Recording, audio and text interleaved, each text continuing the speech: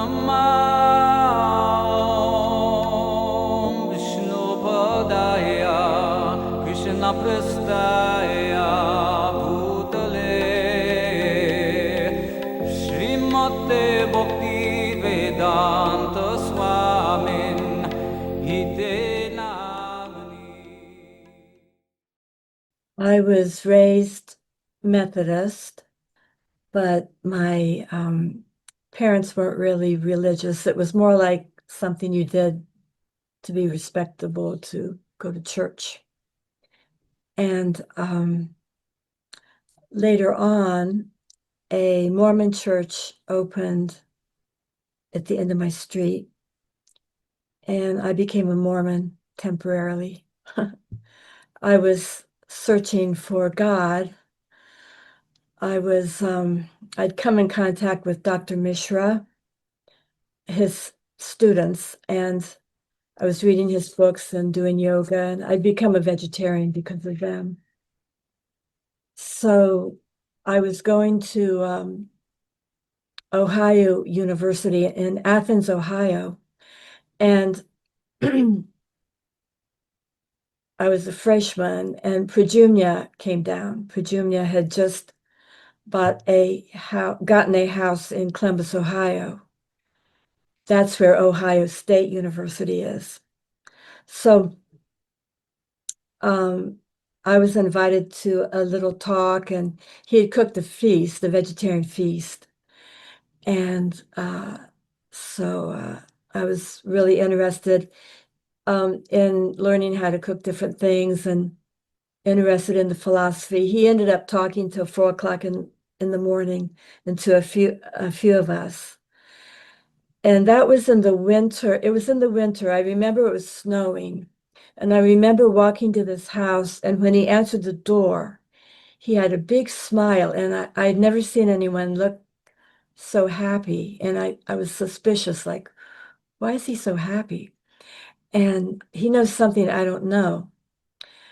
So then he had a program in the evening, Bhagavad Gita, and he said, why don't you write to Srila Prabhupada? I don't remember exactly why he said that. Maybe I had questions about Jesus. So I got a letter back from Prabhupada. This is like my first instruction from Srila Prabhupada.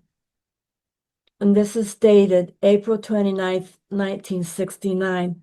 He said, we do not ask anyone to give up his love for any particular religion.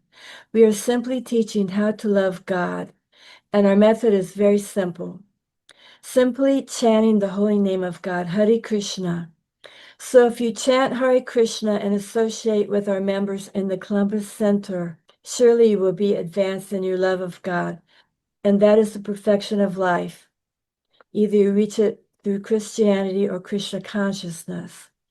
The last sentence he said, I have heard you are a good soul, and when I come to Columbus, I shall take time to talk with you more about this. So one interesting thing is I'd only met one devotee, Prajumya, and so I assumed he said I was a good soul, but I asked him, he said, no, he didn't tell Prabhupada I was a good soul. So I was like, that's strange. So at my parents' house, I was chanting Hare Krishna to a picture of Jesus because I didn't have a picture of Krishna. I don't know if I'd seen a picture of Krishna except the first Bhagavad Gita that I got. Now this book made me become a devotee, and many people back then. When I think of Srila Prabhupada's mission, I believe that he wanted to create millions of saintly, pure-hearted devotees of Krishna to bless the world. And I wanted to just share a little story that I think, as Malati shared a story that's more recent, I think this is an important story also. It's a Boston story. And once we were on Harinam Sankirtan here in Boston, I think it was on Boylston Street, and this very gentle devotee was leading the kirtan. And a man came up, maybe he was drunk, but this man came up and just really punched him in the stomach. And this devotee kind of fell over, and then, kind of long story short, what happened was this man was arrested, it went to court, and the man claimed that the devotee had punched him, and he was the victim. And the judge, this is the point of the story, the judge looked at this saintly devotee who was so gentle. The judge looked at this gentle devotee and he said, "But how is it possible of this man?" And so he just threw out the case, just by the saintly demeanor of this devotee. So I think this is important to understand Prabhupada's mission. This is what he asked of us, to become saintly representatives of Krishna consciousness all over the world.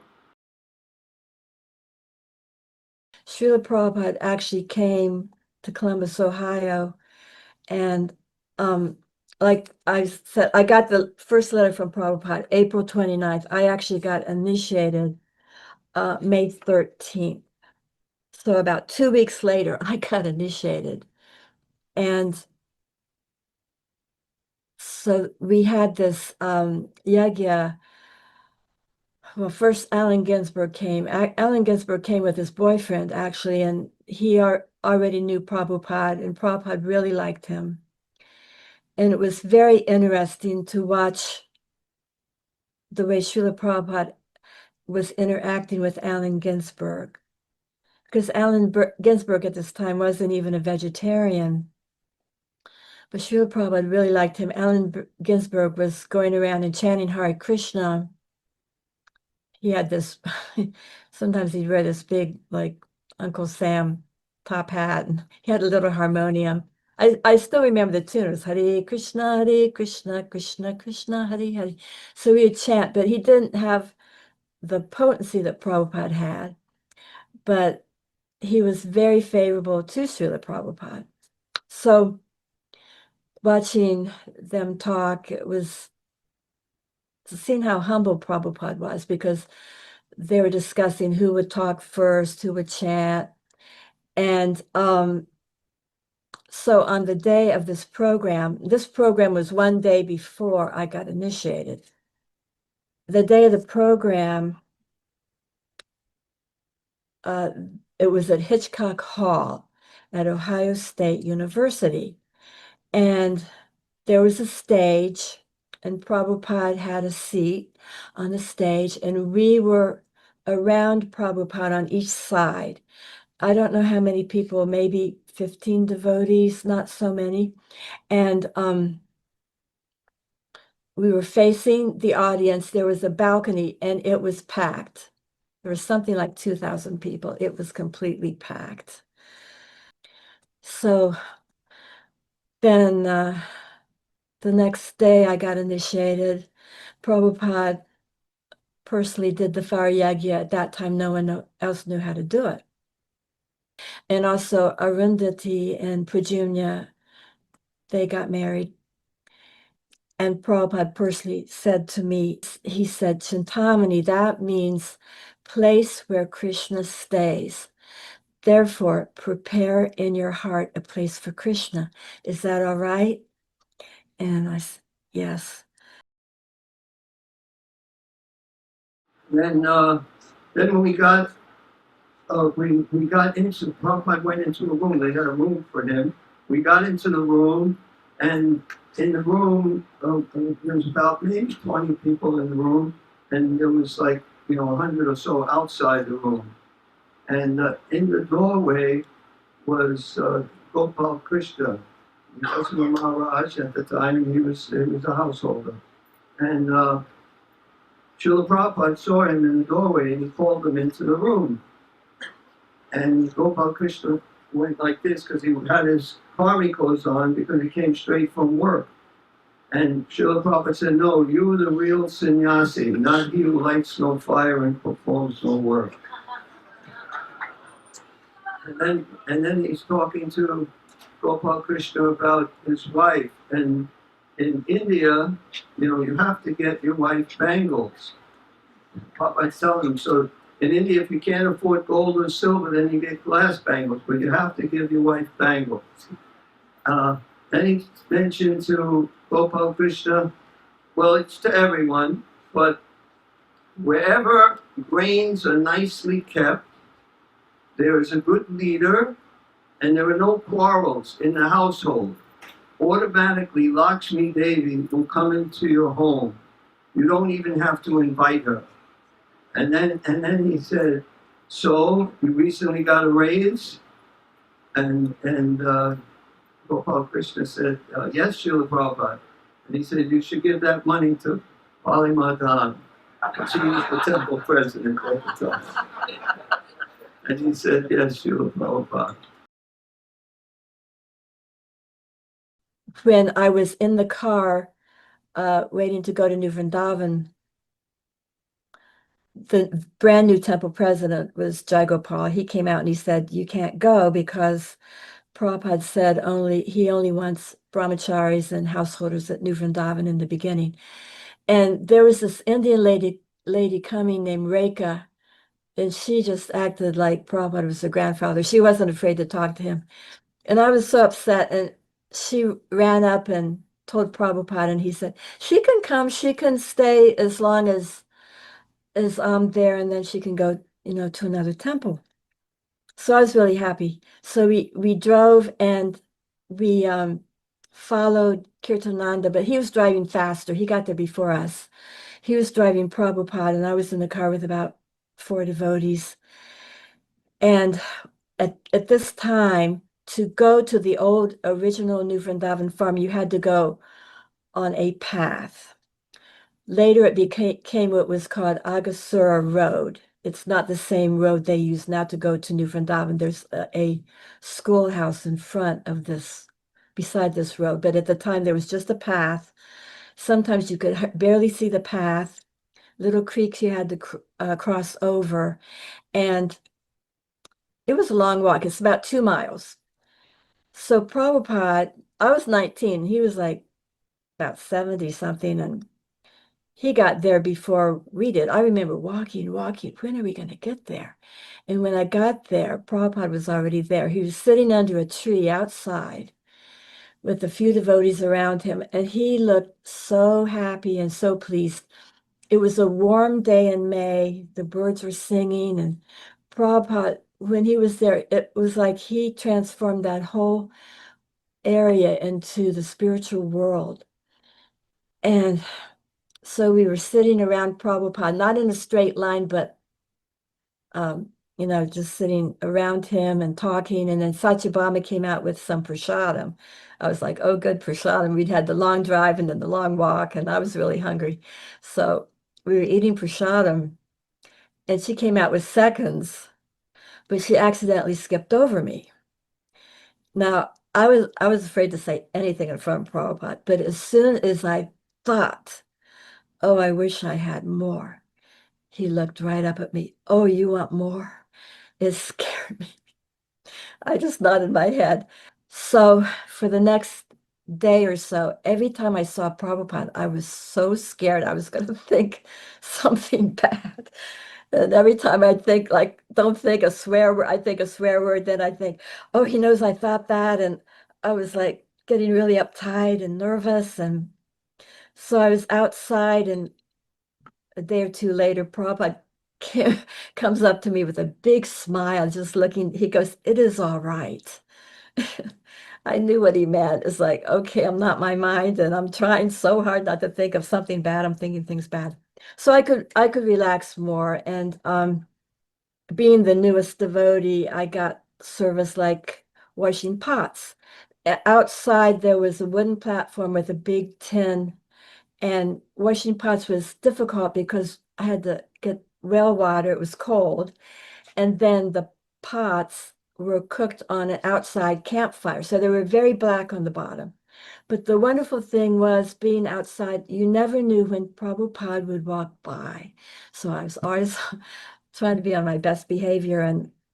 And also his servant, Devananda, came down and he said to me, Prabhupada wants the bottom of the pots to be clean.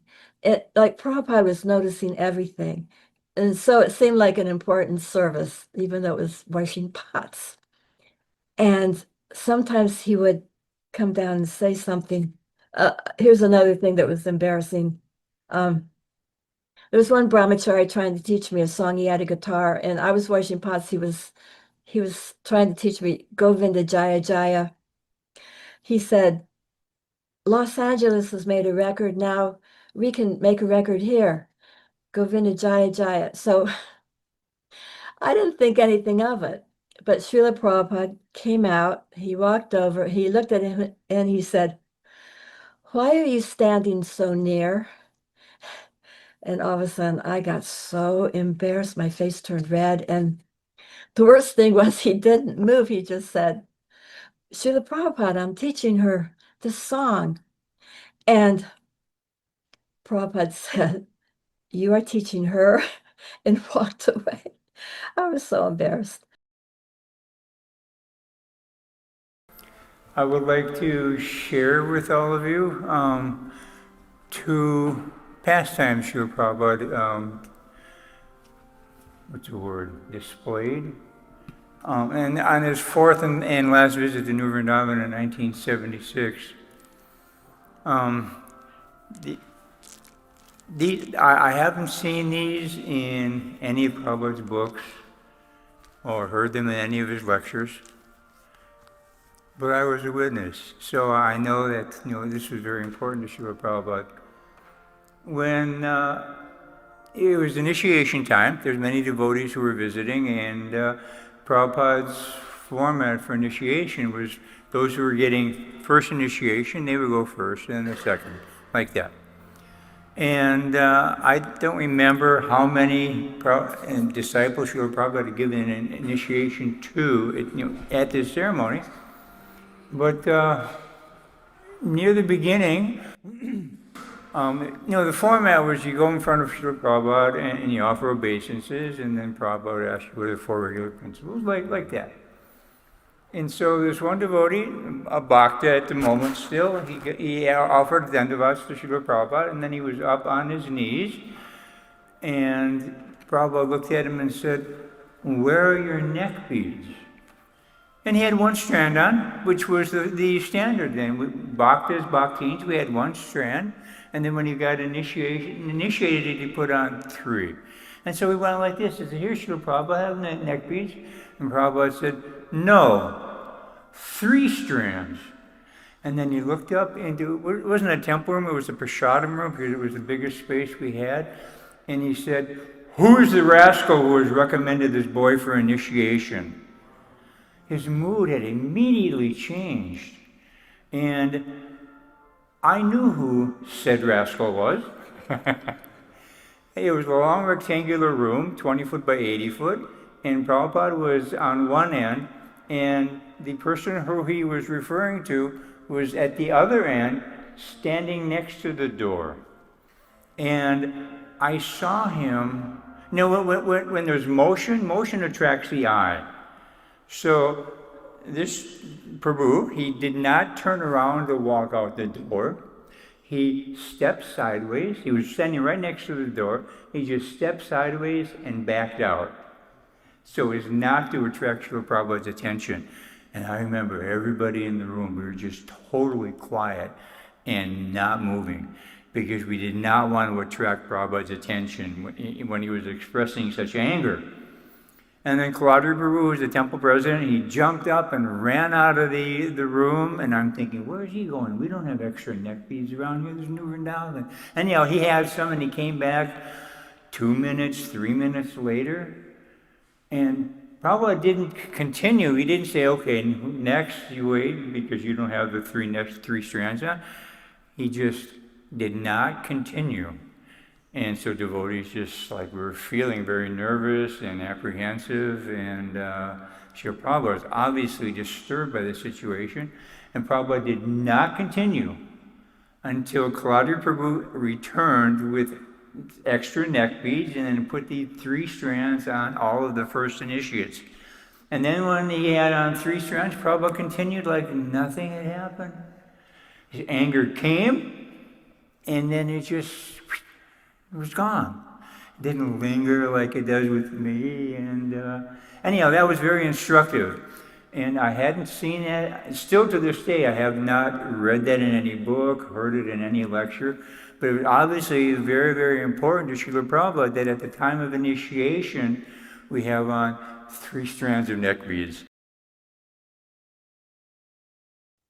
So different times we would see Prabhupada outside. One time, two brahmacharis were arguing or about something. They'd gotten in a disagreement.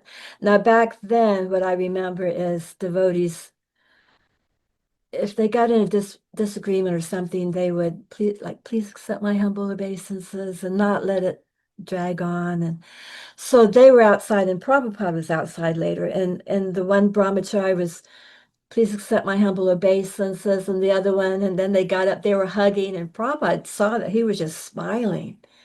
He said, this is the mood to be in. This is the Vaikuntha mood. He was very happy to see that.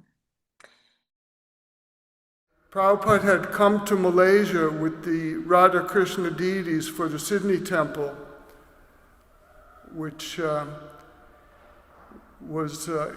he carried them on the plane with his servant Vagwan. They were about this high. So from Malaysia, after we finished the programs there, we traveled to Australia and we carried the deities on the plane, in our laps, kind of. And we arrived in Sydney, and they had an apartment set up for Srila Prabhupada. And I was acting as his secretary and also his personal servant at the time, partially. It might have been someone else who came in during the day. But at nighttime, it was about 2:30 in the morning, and I could hear his little bell ringing. And so I went to his room to see what he wanted. And his room was very dark. There was like a little light where he was sitting, and he had the 7th canto of the Srimad Bhagavatam open, and he had been reading from it, and he motioned me to sit down, and there were tears streaming from his eyes, and he started talking about Prahlad Maharaj. And in the 7th canto, Prabhupada describes that the pure devotee is aggrieved by the suffering of the conditioned souls, and that Prahlad Maharaj that the pure devotee is aggrieved and he doesn't want to go back to Godhead alone, and he wants to bring the conditioned souls with him. So that was Prabhupada's compassion, which is the reason why he came to America, which is the reason why we're here today, because of his compassion for the conditioned souls, which is hard to understand. What other person in the middle of the night is crying because of the suffering of humanity? I don't think there are many people. In fact, I think there's only one person that we know that is capable of that. Prabhupada saw me. I had the Teachings of Lord Chaitanya. I had just gotten that book, and it was the hardbound edition. And he saw me reading. He said, "Oh, you're reading about Lord Chaitanya?" And I had a lot of service, like cleaning his room, different things like that. But I thought, let me go out in the woods with my book. I had my bead bag, my book, and something to sit on. Let me go read where no one can find me for a little bit. So I walked, and I found a very nice rock to sit on by the creek, and I was reading, and then I thought, well, I better go back. I'm going to make a long story very short. I got lost. I tried to take a shortcut back. I walked down this creek. I thought I would end up at Keshigat. I walked. Didn't find Keshigat. I walked. This turned into walking for hours. After a while, I didn't even know which direction. There was no houses. I was just going up and down hills, and until it was starting to get dark and raining a little bit. but I felt Prabhupada's presence like the whole time. I wasn't really scared, but when it started to get dark, I thought, what should I do? And I just felt like keep walking. So I kept walking, and there was a farmhouse. I found a farmhouse with a chain link fence around, and there was a dog. I didn't see there was a hole in the fence. This dog started barking, and this dog came out and just started charging me, snarling and barking. And I just started, Hare Krishna, Krishna Krishna, Hare Hare. I am not joking. It turned around and went back. And I had just got initiated. I thought, this mantra really works. Then an old lady looked out of the door, and I said, can you help me? I'm lost. And so by then it was raining, and she said, how did you get all the way out here? She knew where the farm was. How did you get all the way out here? Okay, we'll take you back tomorrow. You can stay overnight because I would still have to walk that 2-mile road because the car couldn't go up there.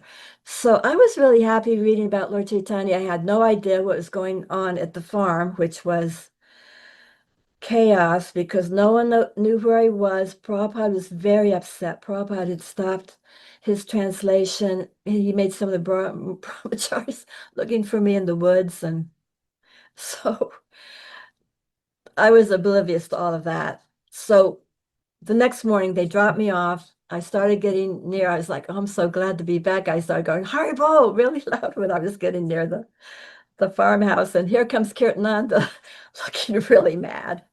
We're walking back and he says, where have you been? Prabhupada was so worried. He stopped his translation. And then I looked up, said, anyway, we're just glad you're back. And then he said, we were walking, he said, I'm going to go tell Srila Prabhupada you're back. And I immediately said, I feel like Srila Prabhupada already knows I'm back. And he said, of course he does, but he still wants us to tell him. And so I had to get a little chastisement from Brahmananda and different brahmacharis, and Prabhupada stopped his translation. And I remember Prabhupada said, I almost forgot this part. Prabhupada said, you can send a 16-year-old boy around the world. You can't send a woman across the streets. I was so embarrassed. And so I'd seen everyone but Prabhupada. So then I'm out washing the pots, and here comes Prabhupada, and my heart's like, oh no, here comes Prabhupada.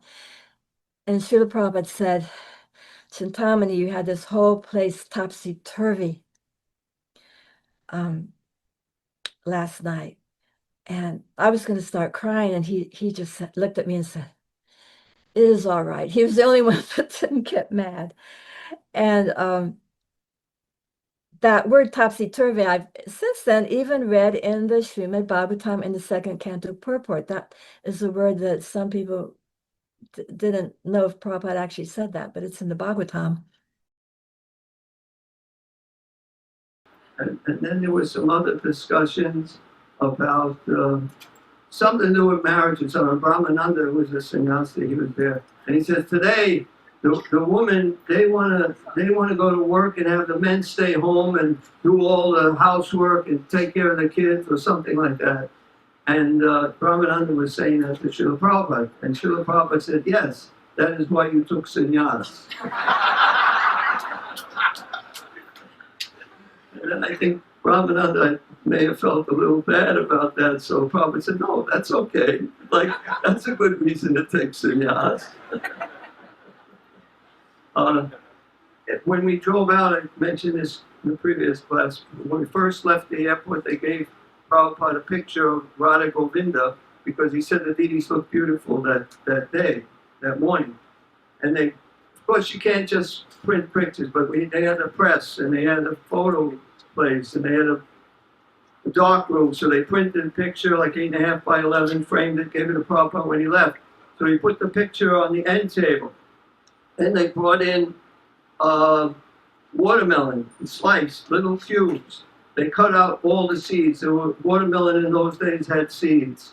So they had to cut out all the seeds. And he took the plate, Prabhupada, they gave it to him, he put it down by the deities. And he said, wherever we go, we can have a temple, we can worship Krishna, and then someone's offering Prabhupada incense, and after she didn't know what to do with the incense, and Bali Mardan took the incense, and he didn't know what to do with the incense, and Prabhupada motioned to give him the incense, and when they gave Prabhupada the incense, he took a chunk of watermelon off the plate and stuck the incense in the water.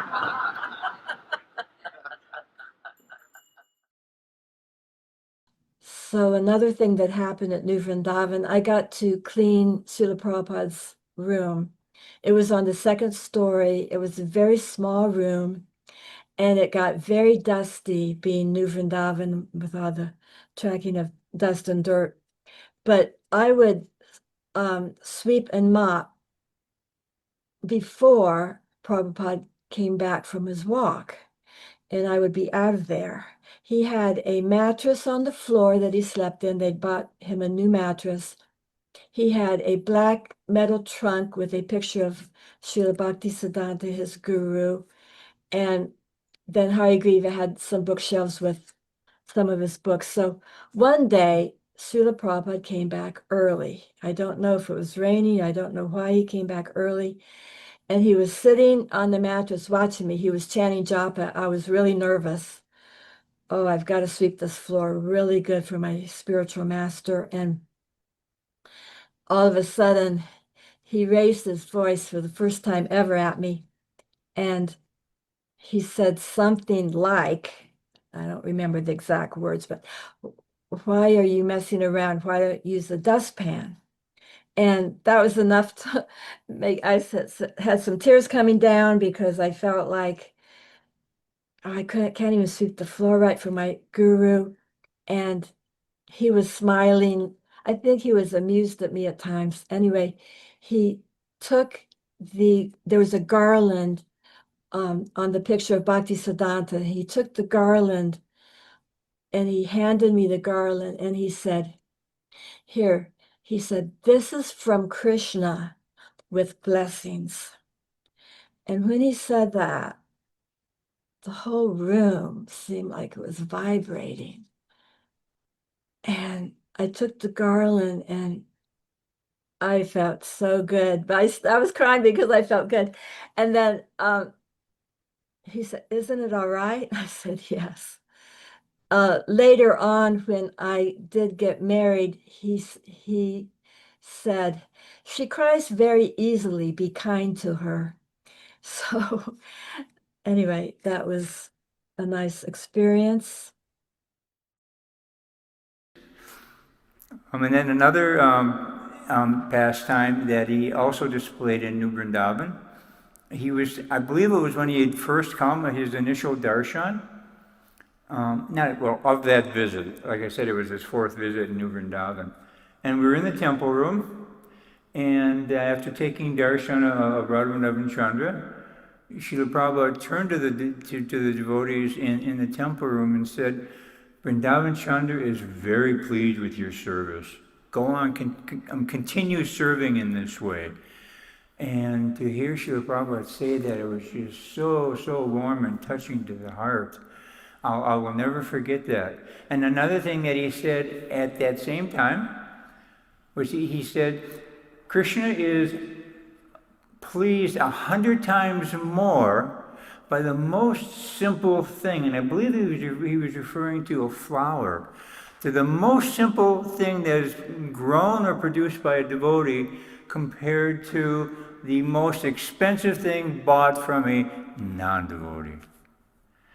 So to me, that was very, very instructive. Prabhupada wanted us just to whatever abilities we had or didn't have, we don't let that be a limiting factor. We just do our best and offer it to Krishna, and Krishna is very happy with that. Krishna is not concerned with how valuable it is according to material calculations. That Krishna is very pleased by the efforts of the individual devotees, that we utilize whatever God-given skills we have, even if they're very, very minute, and we just do things and serve from our heart. Thank you very much. Srila Prabhupada ki jai. So La Cienega was a wonderful experience because Prabhupada was there at that time. And Vishajan led a lot of the kirtans, playing the harmonium. And also another thing I remember, at that time there were little Radha Krishna deities and big Jagannaths.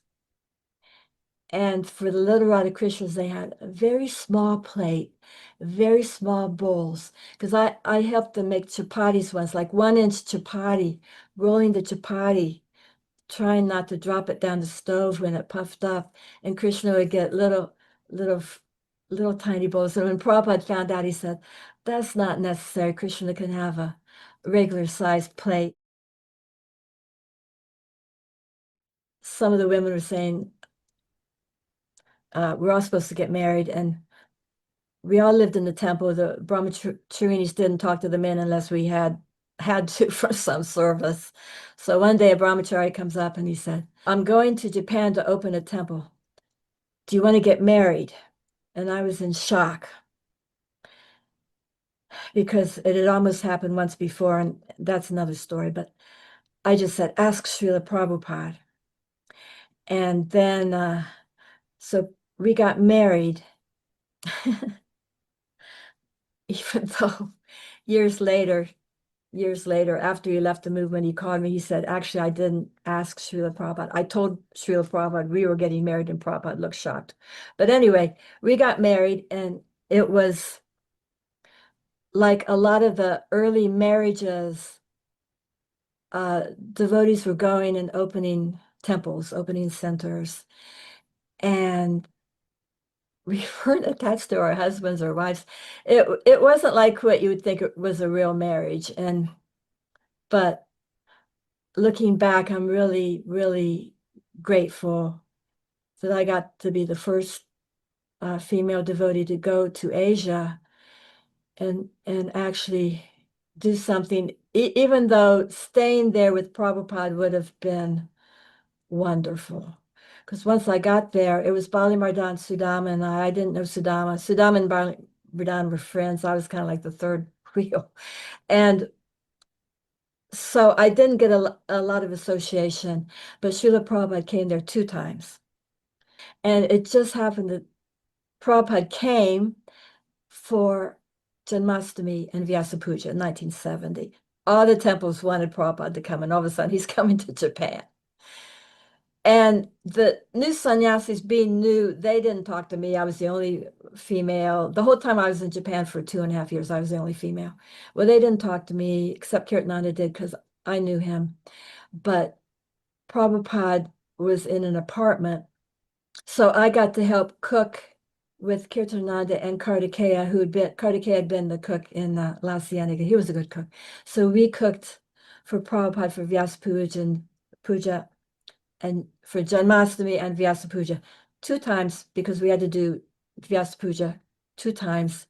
What had happened was during the day of Vyasa Puja, this is a famous story, actually. It's in Borjan's book also, My Glorious Master. Prabhupada came. There's only a few devotees and just a few guests. So we read our little offerings to Prabhupada, and everything seemed to be going good. But then it was time to offer pushpa. Now, I didn't have anything to do with this because they weren't talking to me, but they had decided pushpa meant rice. There was this rice dish called pushpana rice. It was time to offer flowers, and they had a pot of rice. And Prabhupada actually was upset, and he left. And I was looking at all the sannyasis. They were looking like it was the end of the world. They looked very despondent. What are we going to do? We displeased Prabhupada. And that evening, they went to his apartment. And I just heard the second hand that Prabhupada said something like, I had just initiated all these sannyasis, and no one came and asked me the correct way to worship the spiritual master on Vyasa Puja. So Prabhupada said, and then said something about if the leaders don't get it right, there's no hope for the society. That's what I heard secondhand. But he said we could do it the next day. So the next day I got to cook again, and we got a lot of flowers and everything. Prabhupada came smiling like nothing had happened. Prabhupada came like we did everything right, but he knew how to get a point across. That's for sure. Prabhupada came the second time from the airport. I did not go to the airport, even though in Shama Sundar's book it said I went there. I did not go to the airport because I remember standing at the doorway when I heard the gravel. It was a long gravel road. The car came up, and when Prabhupada came up, now at this time I'd been in Japan 2.5 years. It was becoming difficult. I had no female association at all. It was becoming difficult.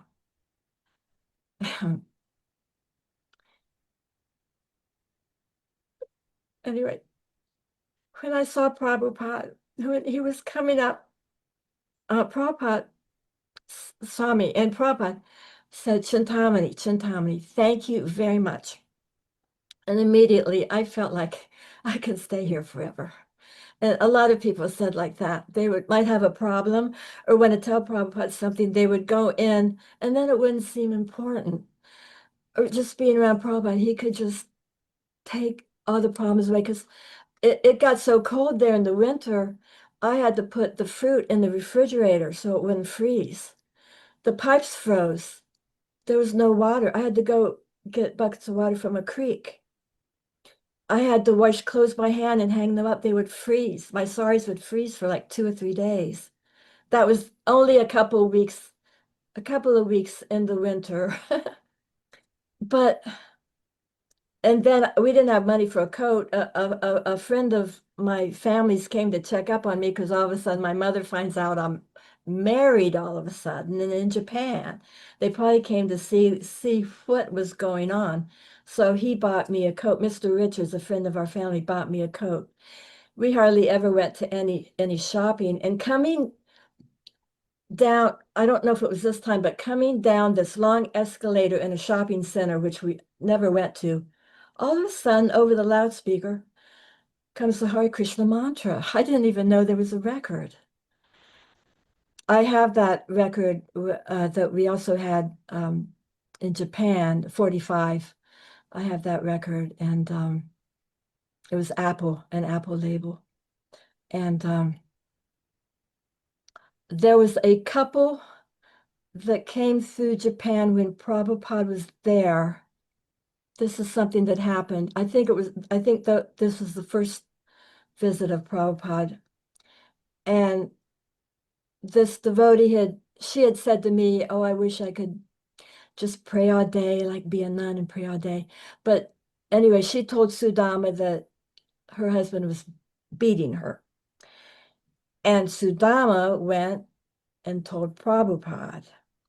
And when Sudama came out, Sudama told me that Prabhupada, so I'm hearing the second hand, but what he told me was that Prabhupada said, any man who beats his wife is a dog and she should leave him. And that devotee did leave her husband.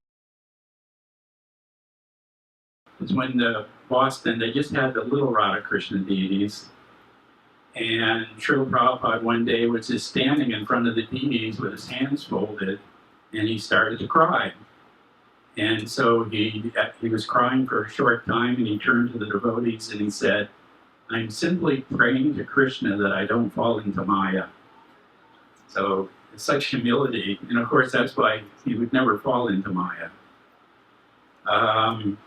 And I believe those deities are still on the altar here, the little Radha Krishna deities. Wow. So, yeah, in 1971, I talked about it a little bit yesterday when Srila Prabhupada came here, he installed Radha Gopi Vallabha. It was so wonderful. He stayed overnight at the temple, and he stayed there 2 nights. And while the ceremony was starting, Satsvrit Maharaj was doing the Abhishek of the deities, Radha Gopi Vallabha. He asked for 4 people to read scriptures in the 4 corners. So some devotees started reading from Krishna book, Bhagavad Gita, Srimad Bhagavatam, and maybe Nectar Devotion. And then Srila Prabhupada, his servant was Aravinda. He said, Aravinda, give me the Brahma Samhita. So Aravinda went and got the Brahma Samhita book. And Srila Prabhupada put on his glasses. He was just sitting on the floor on a pillow. And out loud, he started to sing all the Brahma Samhita prayers. And he did it in a very slow, really devotional, very deep, prayerful mood. And he didn't hurry it at all. And he went through and he sang all the verses in a very loving way. It was amazing to sit in front of him like that. And I'm just thinking this one, that was during the initiation, and it was actually initiation and installation of Radha Gopi Vallabha. It was all the same ceremony. And there's one thing that I remember is after, we had gotten our names, and I don't remember exactly where in the ceremony, but Srila Prabhupada said, so now you've gotten initiated into the Hare Krishna Maha Mantra. Who knows what the 10 offenses are for chanting the holy name? And, we were kind of quiet, but Jadharani was there. So Jadharani said, Srila Prabhupada, the first offense is to blaspheme the pure devotees who have dedicated their lives for propagating the holy name of the Lord. And Prabhupada said, no. And we were like, shocked. And he said, not pure devotee, any devotee that has dedicated its life. So that was always a wonderful reminder. Be careful judging devotees, you shouldn't do it. So then I had to leave. I didn't even get to see the installation of the little Radha Krishna deities that Prabhupada had personally told me how to paint.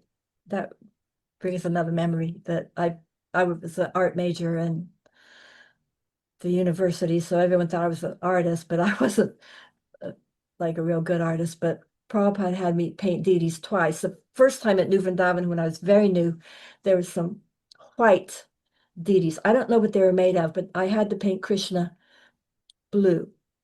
And Prabhupada liked the way they were painted, but he did say that color of blue was too dark. It was too dark. 'Cause now we see on the internet all these colors of Krishna being blue and bright blue. And so I'm thinking, because I remember that Prabhupada in La Cienega said that picture that Devahudi painted of Radha Krishna on the swing, it was a big picture. It was on the cover of Nectar Devotion. Prabhupada had said that is more like similar to the right color of Krishna. So then Prabhupada also, this is on tape someplace, taught me how to paint little Radha Krishna. They were little brass deities, and Radharani's hand was like holding a betel nut. Prabhupada said that to paint that green, the betel nut green, that she's offering a betel nut to Krishna in a dancing mood. And he taught me how to paint them. He even said the nails were white, like moons and everything. He never said, because I saw someone that says they have these deities. They painted them. They look beautiful, but they were painted, the brass was painted over. And that's not what Prabhupada ever told anyone, as far as I know. Prabhupada had the most amazing qualities. And to pick one quality, I guess I would say his compassion for all living entities, animals, insects, humans. His compassion that he came here and it was such an austerity for him to come to the material world. We've heard that he didn't want to come to the material world from the spiritual sky. But he did, and he had so much love. He had so much compassion that even if Prabhupada got angry, which I didn't really see, but it wasn't like in the modes of passion, like when we would get angry. He would do it sometimes to get a point across, and then it would be over with. And he just had so much love, and it was really outstanding. His love and how he wanted to make sure that after he was gone, this movement could carry on in his books. There's some things Prabhupada said many times, I heard many times, don't change anything. And so many different things he would say, are you reading my books? When he came to Japan, it wasn't just about how many books we were distributing. He loved that, but are you reading my books? And because we had to get purified too. Otherwise, if we're not fixed on that philosophical platform, then we can leave. We can leave the movement. Because in the material world, something's going to happen. Someone's going to die, your kid's going to die, or something's going to happen to shake up our faith. Like for me, it was my friend getting murdered in Africa, the most purest devotee, my little deity. It shook my faith up, but we keep reading the books, and maybe we can't understand everything all at once, but Krishna will reveal things. And Hare Krishna, keep chanting Hare Krishna. Even keep chanting Hare Krishna. It's difficult, and sometimes you may not feel like. Keep chanting Hare Krishna. That's the main thing. If you look out the windows here and you see such grand buildings, such opulence. I don't know if any of you know Boston. You know Boston of the 1960s. This was not an opulent place. This was seedy. Imagine the sailors coming off the boats. What are they looking for? They've been out to sea for months, and what do they want? And so the people who want to supply them, they're right there, right around here. So we can imagine and understand how Srila Prabhupada saw all of this and the background to which he wrote. Though I think we'll be singing his song or later today. Is that on the stage? I hope it is. Marchine Bhagavad Dharma. After he came back from all of that, he writes,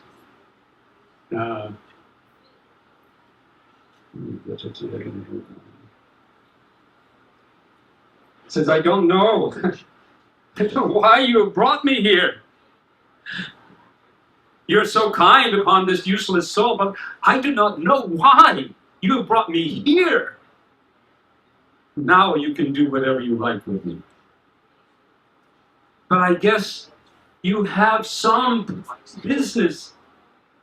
You have some business here. Otherwise, why would you bring me to this terrible place? He uses the word in Bengali, Ugrastan. Ugrastan. Rajas Tomogune Rasvayachan. Vasudev Kataruchi Nare Sampasan. They're all covered by the material modes of ignorance and passion. Absorbed in material life, they think themselves very happy and satisfied. Therefore, they have no taste for the transcendental message of Vasudeva. I do not know how they will be able to understand. At the end of his poem, he concludes,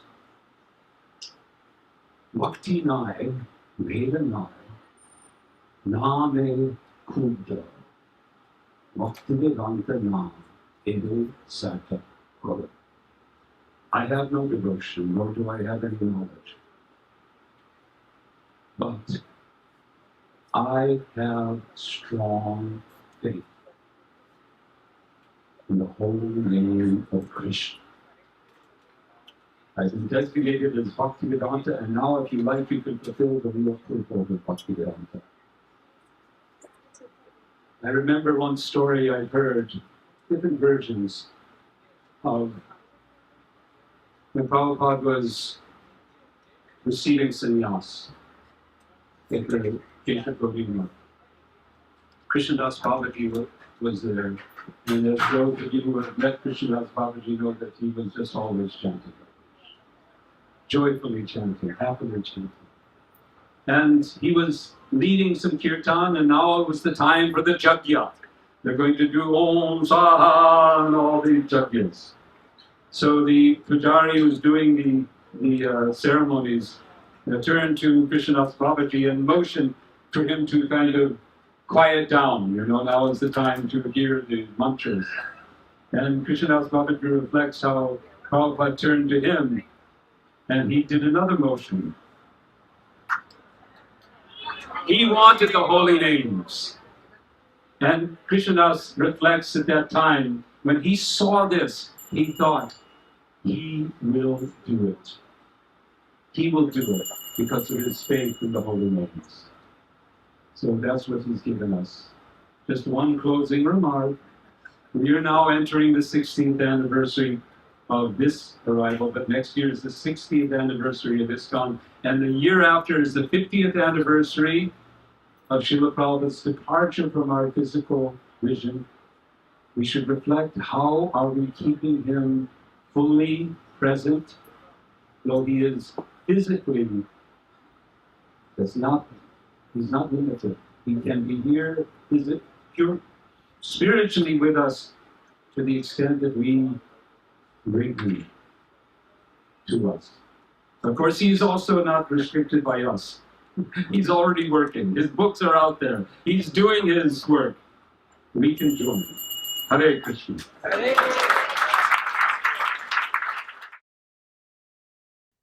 I did have a conversation with Srila Prabhupada in 1972. And this is the only time I had a conversation with Srila Prabhupada. I'm going to tell what led up to this, because this is really a unique conversation about deities. When my husband Sudama took sannyas in 1972, I had to go to another temple, and it was decided I would go to Tokyo, Hong Kong. That was the nearest temple. And I was supposed to take the Jagannath deities that had been the first deities in Japan to Hong Kong, which I did. When I was there, Borjan Prabhu decided I was too attached to them and that I should keep them.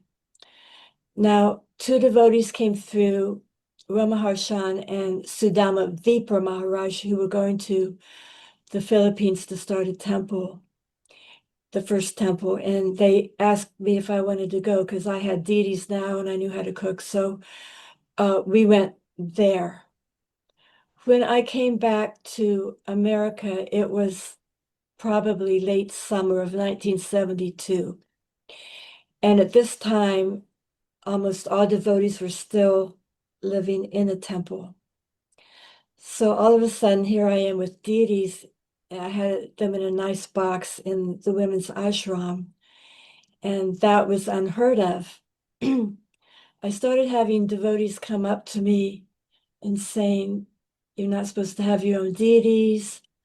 Srila Prabhupada said this, Srila Prabhupada said that." At one time, earlier than that, people were wearing Jagannath around their neck, and Prabhupada had stopped that. So Jaitirtha was the temple president at the time, and I still remember he was like, "We don't want you to cry, but Srila Prabhupada said we're just supposed to be worshiping the deities in the temple." So at this time, we could have darshan with Srila Prabhupada.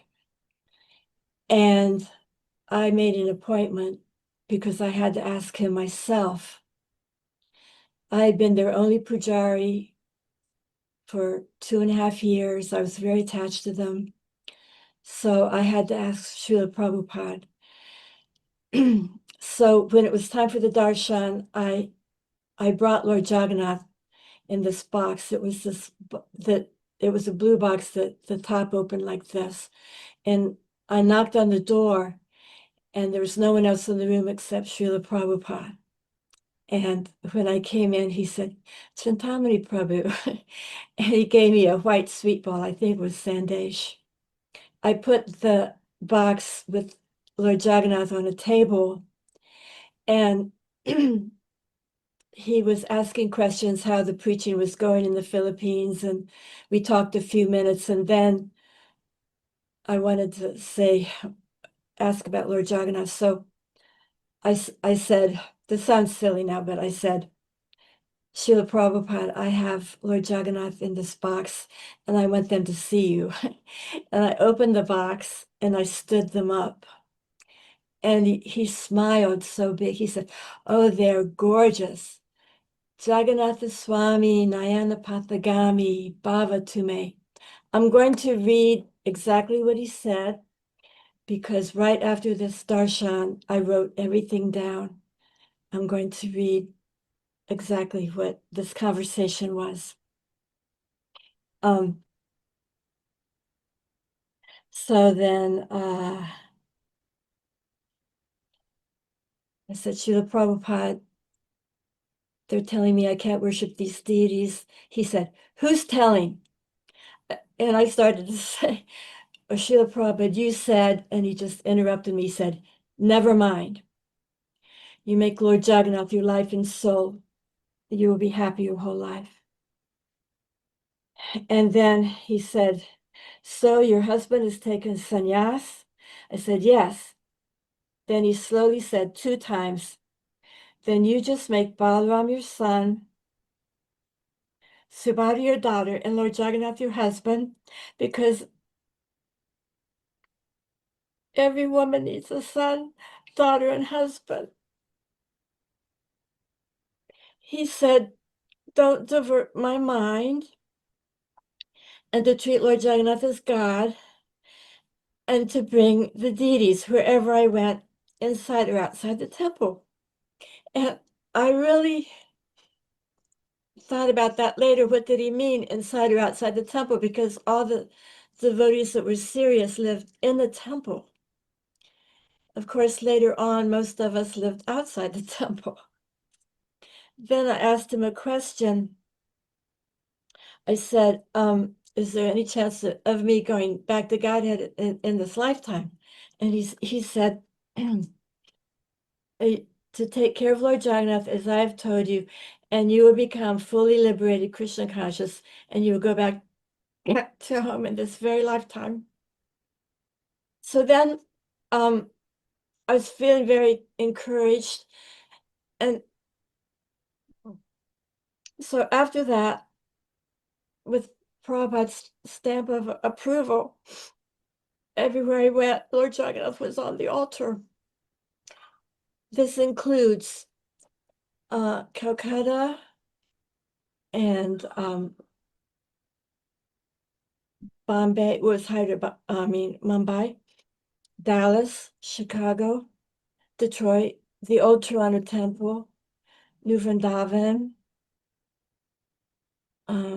And so that was, I think, the only time I know of where Srila Prabhupada actually authorized someone to have deities. And I'm hoping this can help some other women. I've had some women tell me that it helped them, some women that didn't have children for one reason or another. And this is also an example of Prabhupada giving different instructions to different people, and how merciful Prabhupada was. I was in Mumbai for 1 year. Jagannath was on the altar at that time.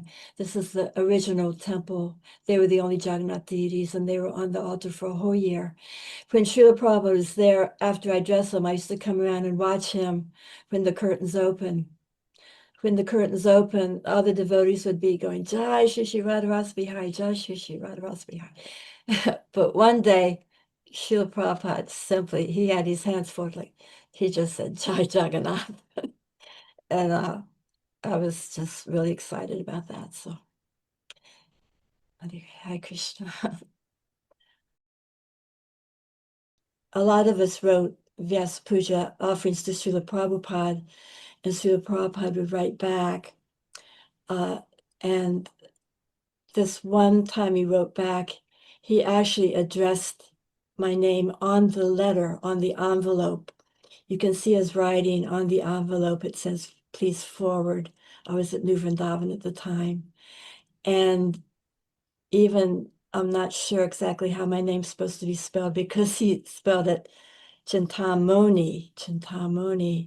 But then my last two letters, it was Chintamani. So anyway, that was special and very personal of Srila Prabhupada, how he took care of the ladies. Je anilo premadana Karuna prachu